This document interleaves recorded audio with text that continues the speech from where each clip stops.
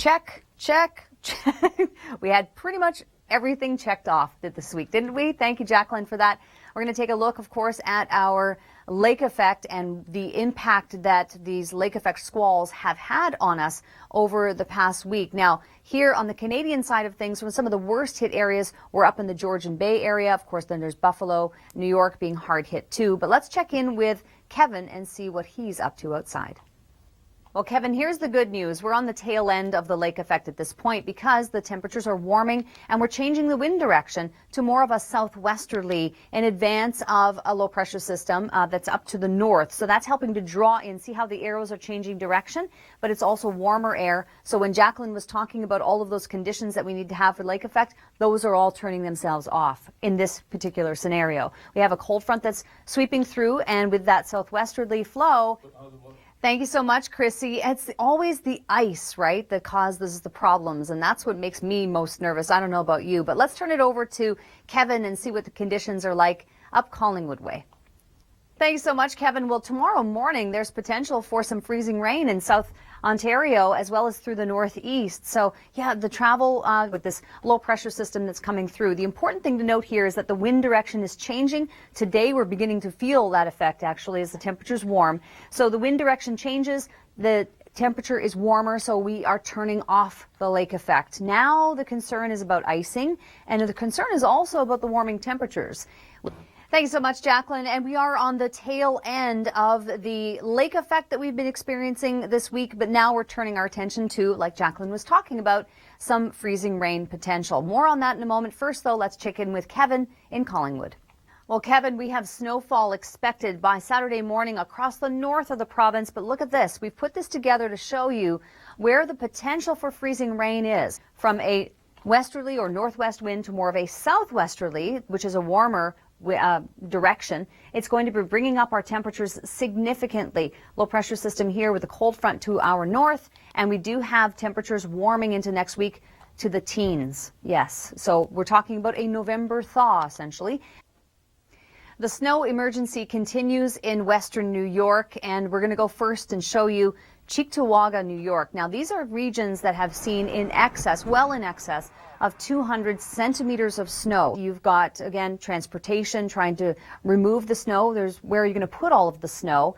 Lots of problems with regard to the squalls, obviously, there. Now, good news from a weather standpoint is that we're shutting off the lake effect. The bad news is we have warmer temperatures on the way, which on the surface sounds like it would be a good thing, right? But a rapid melt can lead to flooding, and that's the concern.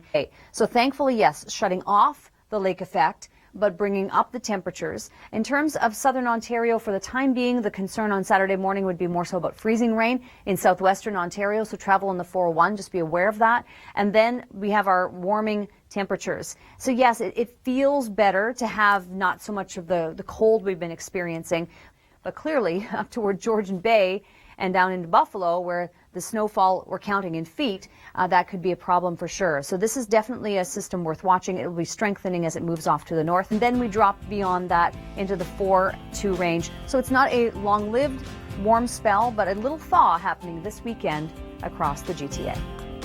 Yes, we do have snow in the forecast, Margot, so we're paying close attention to that. For the time being, though, we still have some remnant freezing rain warnings in place from Environment Canada in some portions of the central and northern prairies, although Manitoba is likely to hang on to it the longest. But we do have, that's our first low pressure system, but we have another one that's coming in. And with that, that's the snowmaker that Margot was just mentioning. It also does track a little further south. It actually develops further south too. With that, we have some strong winds with that circulation around that low pressure system. Back into BC, on the other hand, it's about rain at the coast at sea level, and then some high elevation snowfall, which bodes well for skiing and boarding. 40 to 60 millimeters of rain on the high end of things for the BC coast. In Vancouver, look at this. We've got a good spell of rain, though, for you that lasts through until the midweek part of next week, in fact. But what about Ontario? We have had a lot of snow squall activity. Let's go outside and check in with Michelle. Thank you, Michelle. Well, you know what? We do have some snowfall with the snow squalls for today, although, you know, this is a transition day. So now as we go through overnight and into the pre-dawn hours of Saturday, freezing rain is the concern, and that risk does spread into most of southwestern Ontario and through the northeast from the air, that's for sure. But for the time being, let's talk about winter driving tips. All the sidewalks look pretty good though in Barrie, and I promised you some driving tips that's coming up in just about a minute's time. Additional snowfall forecast for today, again with the squalls, toward warmer temperatures, and as a result of that and still some cold temperatures at the surface, freezing rain pre-dawn and throughout the morning tomorrow. So for those of you who have plans to run some errands, you've got hockey and the like, yeah, we've got some freezing rain to contend with. It's snowfall in northern Ontario and across the west for Alberta, also getting some decent snow north of Edmonton, especially 5 to 10 centimeters of snow expected. Okay, I promised you those tips. Let's take a look. Well, Kelly, you know what? We have some warmer, milder temperatures headed our way. Hopefully we don't get any massive flooding, though, for next week, considering that is resulting in a lot of roof collapse, as well as some people who are trying to shovel the snow away are suffering from cardiac arrest. There have been 10 deaths associated with this epic snow in upstate, in western New York. Now, upstate New York has been also getting some snowfall, but this map here is demonstrating that the average winter is 241. We've already, in Wales Centre, 216 centimeter. Only this event. That's the average for the whole winter. So this southwesterly flow has been very problematic. Hamburg and Cheektowaga, New York, and these areas are going to be seeing, thankfully, an end. And this is, I mean, on the surface, it sounds like it's a really good thing, right? To see warmer temps. You know, we've been dealing with the cold and the squalls and such.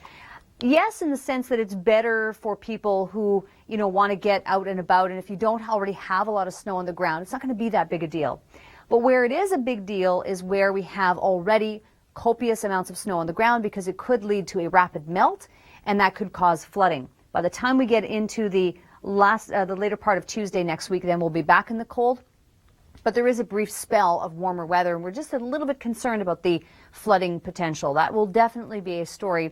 But when we look at the system as a total of 5 to 15 centimeters of snow, it's not epic snow, but it's on top of the 20 plus that we've already seen this week. Back into Ontario, rain warnings are still in place for some areas. Manitoba, you may hang on to that with the warm front a little longer, 10 to 20 centimeters in the Interlake, and then higher totals in northwestern Ontario. Thank you so much, Margot. Well, we have had a couple of different systems. This is the first one that brought us the freezing rain earlier in the day, and that's actually going to be a concern for Manitoba throughout the day. Now we get into Saturday, a new low pressure system develops. However, notice how it's much further south than the previous one. So this is going to be bringing in some stronger winds with it, and it's also going to be bringing some wintry precipitation. For the time being, with low number 1 that I just mentioned, freezing rain warnings do remain in place across the central and northern portions of the prairies. And in terms of snowfall with the next low pressure system, Calgary down toward Red Deer and Lethbridge, really not seeing much from this, but Calgary, Red Deer, less than 2 centimeters. Ellie, look at the winds howling through there. We have a fairly potent low pressure system that is bringing us quite a bit of rainfall in the range of 15 to 30 millimeters of rain. We're going to be looking at here from the highest totals in it. This low pressure system comes in. It does start to break up a little bit heading into tomorrow, but that's what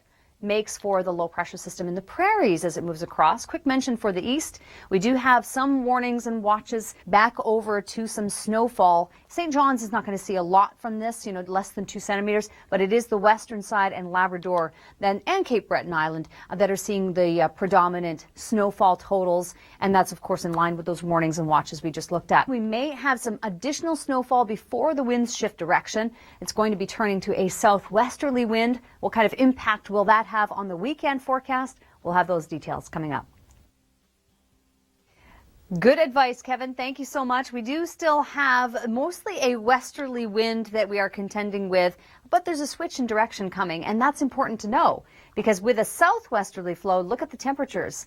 they start to warm up, and they warm up significantly to the point where we may have some concerns, and I'll tell you why in just a second. But looking back toward this afternoon, -2 in Toronto, -4 for Hamilton, and it gets a little bit colder into the evening period. Bad, but we will see more precipitation moving in. However, it could come in the form of freezing rain. So much the squalls for the time being in Stratford, but heading further to the north and west, there's always that potential, so long as we've got the west and northwest wind and the cold temperatures in place, which, as we just looked at, it will last throughout the evening as well. But the winds are shifting direction, and with that, the warmer air, the cold surface temperatures, and that's going to result, and this is why we think there's a problem, we have freezing rain potential from Lake St. Clair and up toward the shoreline of Lake Huron, and then that even pushes further in to, well, Kitchener, Waterloo, Guelph, Cambridge, Hamilton, and even the GTA for freezing rain on Saturday morning. So there may be some slick driving conditions. We don't have any watches or warnings as such for the time being, but nevertheless, we have to be aware of that. The southwesterly flow also brings up our temperatures, which on the surface sounds really like a good thing, right, considering how cold it's been. However, we may have, depending on where you are, and if you have snow in your neighborhood and a lot of snow, then it could cause for flooding because the temperatures are going to rise dramatically on Monday, in addition to there actually being some rain falling from the sky. Thankfully, though, at least in the case of Toronto, it's not going to be a long-lived November thaw. And in Oshawa, it will continue on Monday with rain. But what about beyond this 7-day forecast? We have the long-range details for you in just a few minutes.